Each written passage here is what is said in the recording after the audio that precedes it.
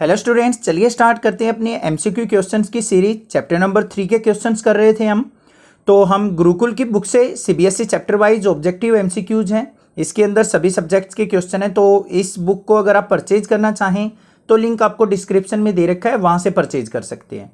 और अभी अभी एक गुरुकुल ने एक और बुक लॉन्च की है, उसके अंदर 36 सैम्पल पेपर्स हैं, जिनके अंदर से आई थिंक पेपर के अंदर एग्जाम के अंदर बहुत सारे क्वेश्चन देखने को मिल सकते हैं और आपको प्रैक्टिस के लिए भी क्वेश्चंस काफ़ी सारे मिल जाएंगे कि किस तरीके से हमारा एग्जाम होगा और वहाँ से आप क्वेश्चंस को प्रैक्टिस कर सकते हैं। और एक और ख़ास बात है उस बुक के अंदर कि सारे के सारे सब्जेक्ट्स के सैम्पल पेपर दे रखे हैं और जो भी सीबीएसई ने लॉन्च किए थे अभी सैम्पल पेपर, उनके सॉल्यूशन भी वहाँ पे अवेलेबल है। उसका लिंक भी आपको डिस्क्रिप्शन में मिल जाएगा अगर आप उस बुक को परचेज करना चाहते हैं तो। ठीक है, तो चलिए स्टार्ट करते हैं अपने क्वेश्चंस। तो क्वेश्चन नंबर 24 तक तो हमने प्रीवियस वीडियो में कर लिए थे। अभी देखेंगे 25th क्वेश्चन क्या है।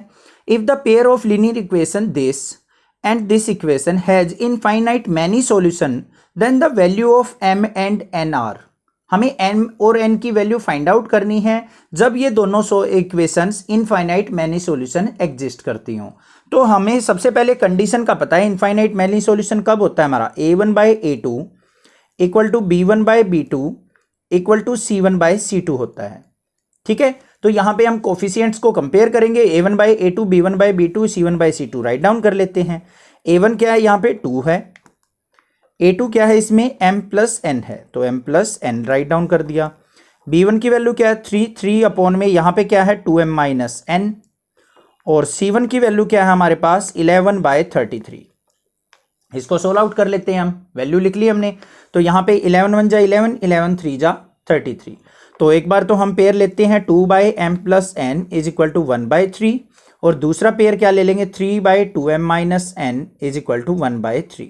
सोल्व आउट करो इनको, यहाँ पे क्रॉस मल्टीप्लाई करते हैं तो m+n इज इक्वल टू क्या आ गया 3 × 2 = 6, और यहाँ पे क्या आ जाएगा हमारे पास 2m-n इज इक्वल टू 3 × 3 = 9।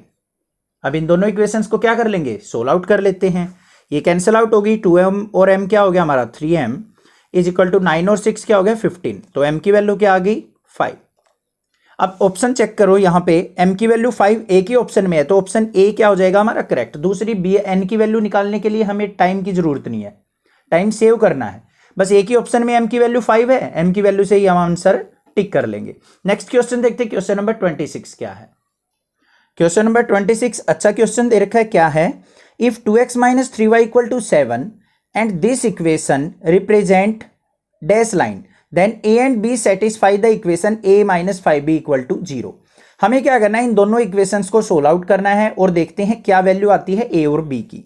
तो यहाँ पे भी हम क्या करेंगे अपनी, यहाँ पे 2x - 3y इक्वल टू 7 दे रखा है, यहाँ पे कंपेयर कर लेंगे ऐसे ही a1/a2 से, तो क्या आ जाएगा यहाँ पे 2 अपॉन में a + b, और दूसरी इक्वेशन क्या आ जाएगी माइनस के 3 अपॉन में माइनस का a + b - 3 इक्वल टू क्या आ जाएगा यहाँ पे 7/4a + b।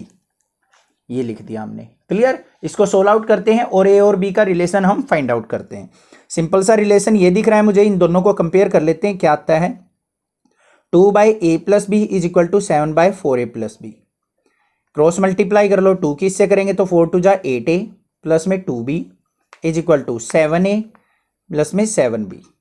क्लियर है। अब यहाँ पे इनको इस तरफ लेके आते हैं, 8a में से 7a गया a, 7b इस तरफ आएगा तो प्लस का 2b माइनस में 7b इक्वल टू 0, तो a - 5b is equal to क्या आ गया 0। ये इक्वेशन आ गई इनके रिलेशन से, जो भी हमें इक्वेशन गिवन थी।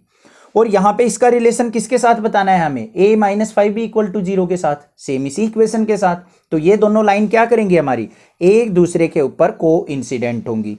तो यहाँ पे ऑप्शन ए क्या हो जाएगा हमारा करेक्ट ऑप्शन।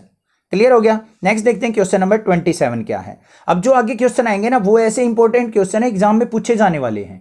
ठीक है, ध्यान से देखो वीडियो। तो क्वेश्चन नंबर 27 क्या दे रखा है, if a pair of linear equation in 2 variables is को consistent then the lines represent by 2 equations are.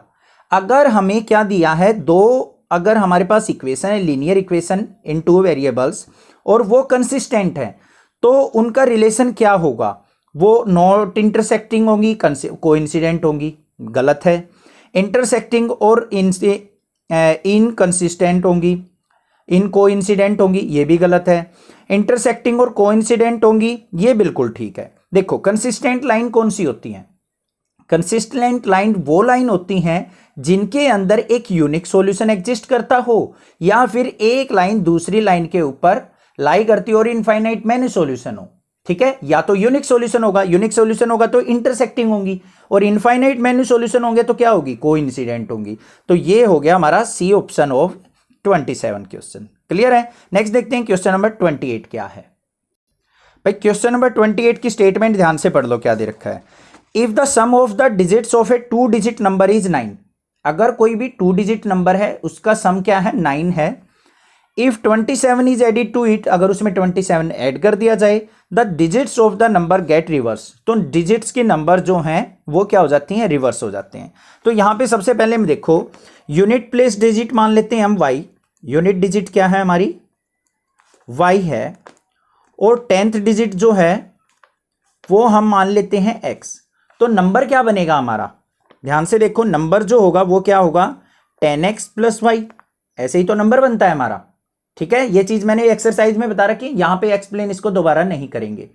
दूसरा क्या करना है हमें? सम दे रखा है यहां पे x plus Y is equal to 9, मतलब दोनों डिजिट्स का सम 9 के इक्वल है, ये भी कंडीशन लिख ली।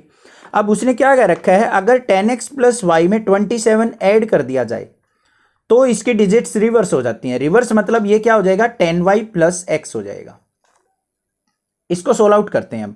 यहां पे देखो x को इस तरफ लेके आए, 10x में से x गया 9x, 10y को इस तरफ लेके आएंगे माइनस का 9y इज इक्वल टू क्या हो जाएगा? माइनस का 27। इसको 3 से डिवाइड कर लो, क्या आ गया? 9 से ही डिवाइड हो रहा है, तो यहां पे क्या आ गया? x minus Y is equal to -3। एक तो इक्वेशन ये आ गई, एक इक्वेशन ये थी हमारे पास x plus Y is equal to 9। दोनों को सोल्व आउट कर लो, ये कैंसिल आउट होगी। यहां पे x और x क्या हो गया? 2x इज इक्वल टू 9 में से 3 गया 6, तो x की वैल्यू क्या आ गई यहां पे? 3। y की वैल्यू यहां से निकालते हैं, y की वैल्यू देख लेते हैं हम क्या आता है। x minus Y equal to -3 था, तो यहां पे x की जगह 3 पुट करेंगे, 3 minus Y equal to -3, minus Y is equal to क्या हो जाएगा? माइनस का 6, तो माइनस से minus cancel, y is equal to आ गया 6।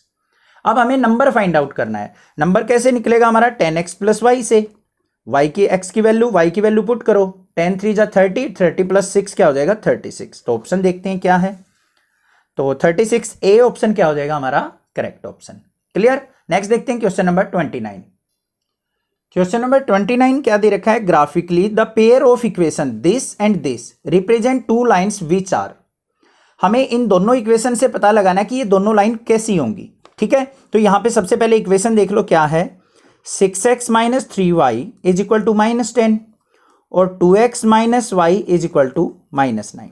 तो यहां पे देखते हैं कंडीशन, 6/2 इक्वल टू माइनस का 3/-1 इक्वल टू माइनस का 10/-9। क्या ये है?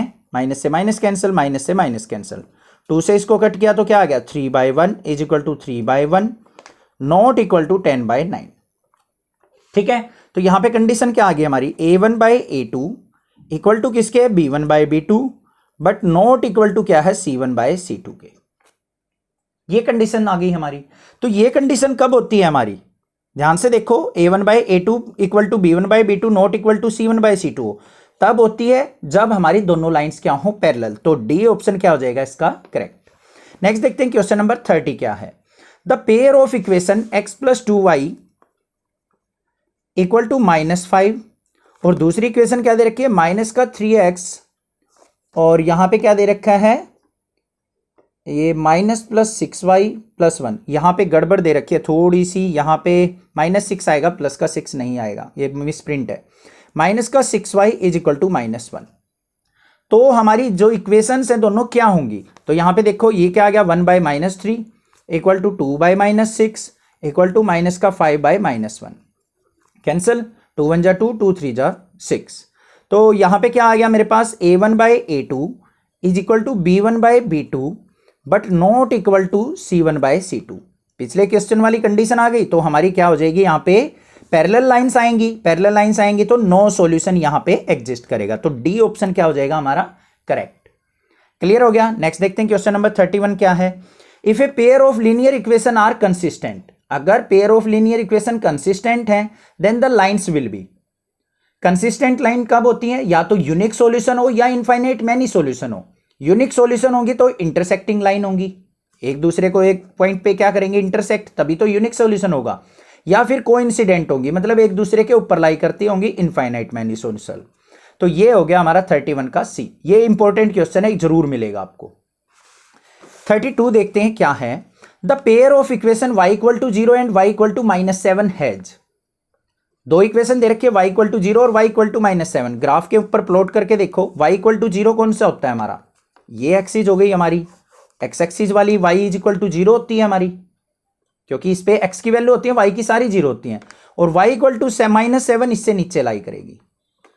तो दोनों लाइन क्या है? एक दूसरे के पैरेलल, तो क्या होंगी? नो सॉल्यूशन एग्जिस्ट करेगा इन दोनों के बीच में। 32 भी क्लियर। 33 देखते हैं क्या है। The pair of equation x equal to a and y equal to b। x equal to a कह रखा है, x इक्वल टू a क्या होगा? ये मान लीजिए कोई इक्वेशन है, और y इक्वल टू b, ये y इक्वेशन होगी हमारी, y इक्वल टू b।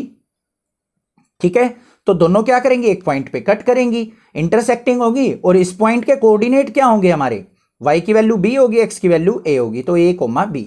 तो ये देख लेते हैं, हमारा डी ऑप्शन क्या हो जाएगा? Intersecting at a, b। Clear हो गई बात? क्लियर है, कोई दिक्कत नहीं होनी चाहिए। तो ये थे हमारे यहाँ पे एमसीक्यू क्वेश्चंस, बाकी इनको अदर वीडियो में करेंगे।